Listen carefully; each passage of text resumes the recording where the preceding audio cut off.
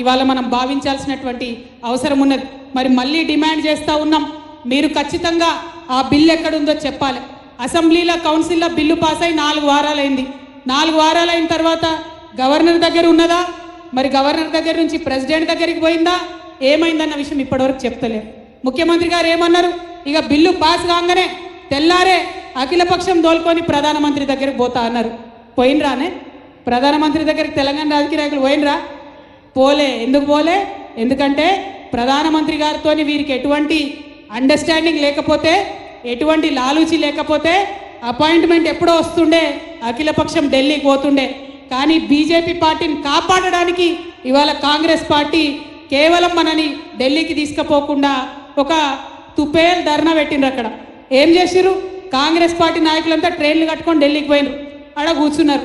ఇక పొద్దున్న బ్రేకింగ్లు టీవీలలో, ఇక రాహుల్ గాంధీ వచ్చే, రాహుల్ గాంధీ వచ్చే, ఇక మా రాహుల్ గాంధీ వచ్చి ఢిల్లీలో మాట్లాడతాడు, గర్జిస్తాడు, బీసీ బిల్లు వస్తుంది తెలంగాణలో అని చెప్పింది. చివరికి ఏమైంది? రాహుల్ గాంధీ రాలే. ఎందుకు రాలేదంటే ఏం ఆన్సర్ లేదు, ఏం జవాబు లేదు. మళ్ళా గాడ మన తెలంగాణ బీసీ బిడ్డలే, కాంగ్రెస్ వాళ్ళే, పాపం అయినా బీసీలే కదా, కాంగ్రెస్ నాయకులే వాళ్ళ కూసున్నారు. ఆడికి ఇదే మన ముఖ్యమంత్రి గారు పోయి ఢిల్లీలో మాట్లాడిండు. పోనీ ఢిల్లీలో మన ముఖ్యమంత్రి గారన్నా మొత్తం దేశానికి అర్థమయ్యేటట్టు హిందీలో ఇంగ్లీష్లో మాట్లాడతాడంటే మళ్ళీ గాడకి ఇదే తెలుగు ఉపన్యాసం ఇచ్చే. ఇక మరి దానికి ఢిల్లీకి పోవడానికి నాకైతే ఇంతవరకు అర్థం కాలేదు. అది గల్లీలో పెట్టుకోవచ్చు కదా మీటింగు. మేమేమంటున్నాం, బీసీ బిల్లు ఢిల్లీలో పాస్ కావాలంటే ఢిల్లీ వాళ్ళకి అర్థమయ్యే భాషలో చెప్పాలి, ఢిల్లీ వాళ్ళ మీద ఒత్తిడి పెరిగే భాష చెప్పాలి, మోడీ గారిని ఒత్తిడి పెంచేటటువంటి పని చేయాలి, బీజేపీ మీద ఒత్తిడి తీసుకురావాలి. మీకు ఎటువంటి లాలుచి లేకపోతే వెంటనే ఆ ప్రయత్నం చేయాలని చెప్పి నేను ముఖ్యమంత్రి గారిని డిమాండ్ చేస్తున్నా. ఇంకొక విషయం, చాలా ఘోరమైన విషయం, ఈరోజు పొద్దున అన్ని పత్రికలలో వచ్చింది. ఈ కులగణన వేసిన తర్వాత మనందరం బాగా బాధపడ్డాం. కులగణన వివరాలు కరెక్ట్ చెప్తలేరు, మీరు కరెక్ట్ చెప్పాలని అడిగినాం, తప్పు చెప్తున్నారని అడిగినాం, దానికి జవాబు చెప్పలేదు. పోనీ అసెంబ్లీలో పెట్టండి లెక్కలని అడిగినాం, దానికి జవాబు లేదు.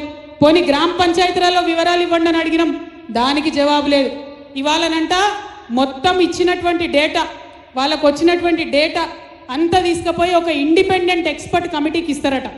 ఆ ఇండిపెండెంట్ ఎక్స్పర్ట్ కమిటీలు ఈ డేటాను అనలైజ్ చేస్తారంట. ఈ డేటాను వాళ్ళు అనలైజ్ చేసి మనకు డీటెయిల్స్ చెప్పే వరకు మనం ఎవ్వరం కూడా దాని మీద మాట్లాడొద్దట. దానికోసం నిన్న హెచ్చరిక జారీ చేసిరు. ఇగో, కులగణనపై ఎవరూ మాట్లాడొద్దు, ప్రభుత్వము, నాయకులు, మీడియాకు ఎవరు కూడా మాట్లాడొద్దని ఇక్కడ అండర్లైన్ చేసి పెట్టినాం. స్వతంత్ర సంస్థనట, వీళ్ళు ఇండిపెండెంట్ సంస్థనట, వీళ్ళు మనకు హెచ్చరిక చేస్తున్నారు. మీరెవరు మాకు హెచ్చరిక చేయడానికి? మీకు ధైర్యం ఉంటే, మీకు నిజాయితీ ఉంటే, నిజంగా బీసీల పట్ల కాంగ్రెస్ పార్టీకి చిత్తశుద్ధి ఉంటే మొన్న వేసిన కులగణన వివరాలు మీరు అసెంబ్లీలో పెట్టండి. అందరూ మనిషోడు పట్టుకోండి, మీరు అసెంబ్లీలో పెట్టండి. కానీ మీరు అసెంబ్లీలో పెట్టకుండా ఆ డేటాను తీసుకుపోయి ఆర్టిఫిషియల్ ఇంటెలిజెన్స్ యూజ్ చేసి అనలైజ్ చేసి ఆ తర్వాత మనకు రిజర్వేషన్ ఇస్తారట. మేమేం చేసినాం? బీఆర్ఎస్ పార్టీ నుండి ఆనాడు చేస్తే బాజాప్తా వెబ్సైట్లో పెట్టలేదా? పెట్టినాం. మీకెందుకు ధైర్యం లేదు? కాంగ్రెస్ పార్టీ చరిత్ర దయచేసి తెలుసుకోవాలి. 2011లో సోనియా గాంధీ గారి హయాంలో దేశంలో కులగణన చేసిరు. 2011 నుంచి 2025 అంటే 14 ఏళ్ళు. 14 ఏళ్లలో ఆ వివరాలు ఇంతవరకు ఇవ్వలే. కర్ణాటకలో కాంగ్రెస్ ప్రభుత్వం ఆధ్వర్యంలో 2015లో కులగణన చేసిరు, అంటే 10 ఏళ్ళు. అది ఇంతవరకు వివరాలు ఇవ్వలే. ఇక తెలంగాణలో పోయిన సంవత్సరం చేసిరు. పోనీ ఈ వివరాలన్నా ఇస్తారేమో అంటే మళ్ళీ ఇవి కూడా తీసుకుపోయి ఇండిపెండెంట్ సంఘానికి ఇస్తారట. అందులో ఆర్టిఫిషియల్ ఇంటెలిజెన్స్ యూజ్ చేస్తారట, దాంతో అనాలిసిస్ చేస్తారట.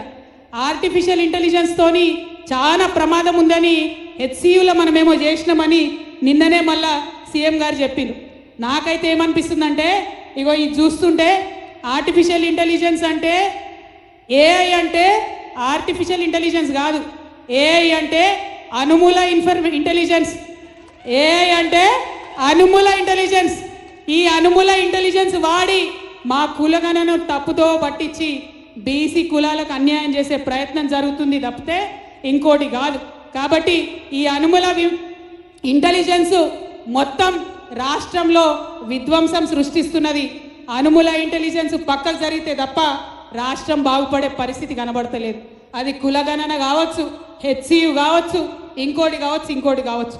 కాబట్టి ఇవాళ మనందరం కూడా ఈ వేదిక ద్వారా కోరేది ఒకటే, డిమాండ్ చేసేది ఒకటే. మొదటిది, మీరు అసెంబ్లీలో పూలే విగ్రహం పెట్టండి. రెండవది, కులగణన వివరాలు అసెంబ్లీలో పెట్టండి.